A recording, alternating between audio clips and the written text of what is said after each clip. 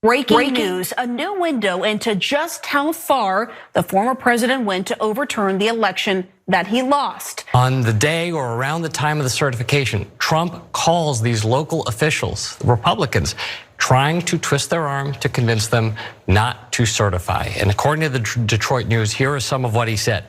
Quote, "We can't let these people take our country away from us." Quote, "Everyone knows Detroit is crooked as hell." That's where he started. There was also Ronna McDaniel. She was on the phone. She is the chairwoman of the RNC. She told them, "Do not sign it. We will get you attorneys. Do not sign the certification." Trump says, "We'll take care of that." So more evidence to pile on to what Jack Smith has to contend with in the January 6th plot and the overall quest to not have to respect the wishes of the voters in the 2020 election. Donald Trump, the tape is now, that's available, I guess, for people doing the investigating. But you heard there some of what he and Ronna McDaniel said to two of the Wayne County Board of Canvassers back in the immediate aftermath of the 2020 election. This is November 17th. So he was talking with Monica Palmer, William Hartmann, and Trump told them it would look terrible if they signed documents certifying the election after initially voting against it. "We've got to fight for our country. We can't let these people take our country away from us." And so they apparently left the meeting without certifying, but then said they would do so if an audit took place in certain counties. And look, this by itself, I don't know how this ranks against the other pieces of evidence that we already know. The fake elector scheme, the attempt to sack the Capitol, the Georgia call with Raffensperger, the fake electors in multiple different states and all that. But it doesn't look good because their response is that this is totally acceptable. We'll give you the Trump spokesperson what they said. "All of President Trump's actions were taken in furtherance of his duty as president to faithfully take care of the laws and ensure election integrity, including investigating the rigged and stolen 2020 presidential election." So they'll still be declared that it was stolen, even though they have yet been able to prove anything like that.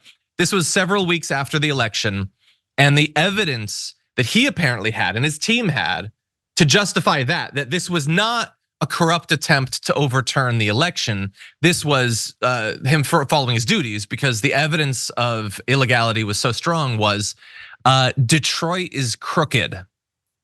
So that is compelling.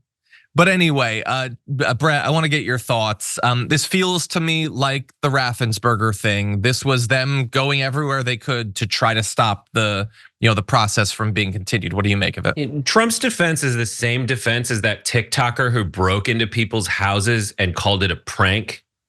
It's like, "I'm just making content here." They're like, "But you did break into my house. You did have a weapon or whatever. Like, you did break and enter. What am I supposed to do?" He's like, "No, it's just like their legal defense always comes down to like, there's you guys, you blah, blah, blah, blah." And there's no actual legal defense against the charges. So like with Trump, we have the audio proof of ostensibly of, according to these recordings, of him doing the thing. Just like we had evidence of him doing the thing with Zelensky, trying to, withhold foreign aid in exchange for, but I want you to do me a favor though. Like, what are we? And then it's just this horrible situation where you're now the babysitter and you have to be like, "No, I'm sorry, you can't do that." Like, you're playing too rough by your own definition. We just can't do those things. Yeah, and we could briefly play the most pointless game that we play on this show, which is, what if Biden did it?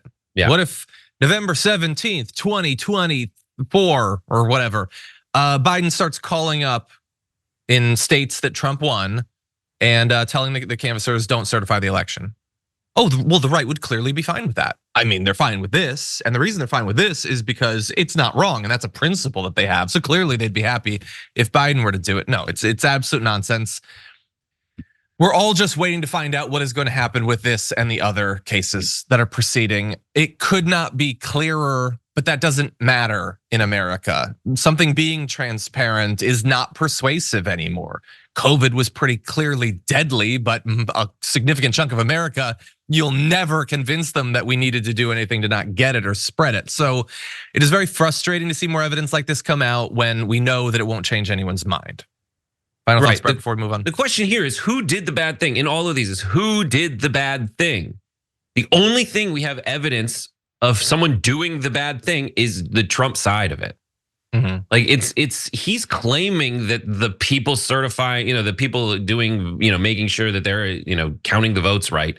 He's claiming they did the bad thing. There's no evidence of that. And it's not like he hasn't tried to prove that in court. He has tried to prove that in court, but no one has for a second been like, oh, good point there. That seems like a cogent legal case.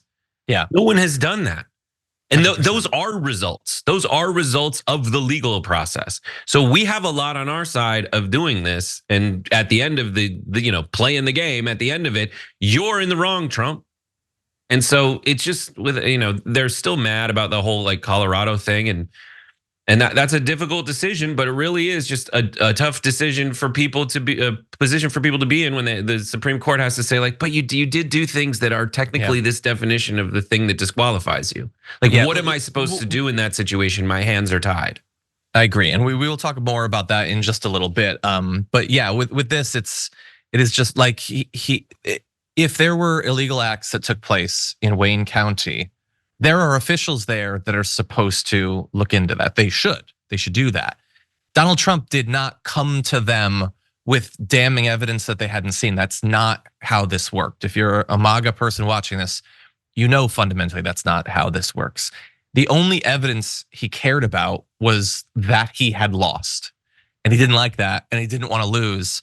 And whether you accept that or not, like all of this is just a facade. Like the conservatives don't care if it was stolen or not. They don't like the outcome. That's all that matters. Some of them probably have convinced themselves that it was stolen, but if they were somehow magically, Jesus came down, snaps his fingers, and they don't believe that anymore, they still would not want to respect the results of the election because they love Trump only about 1,000 times more than they love the abstract concept of democracy.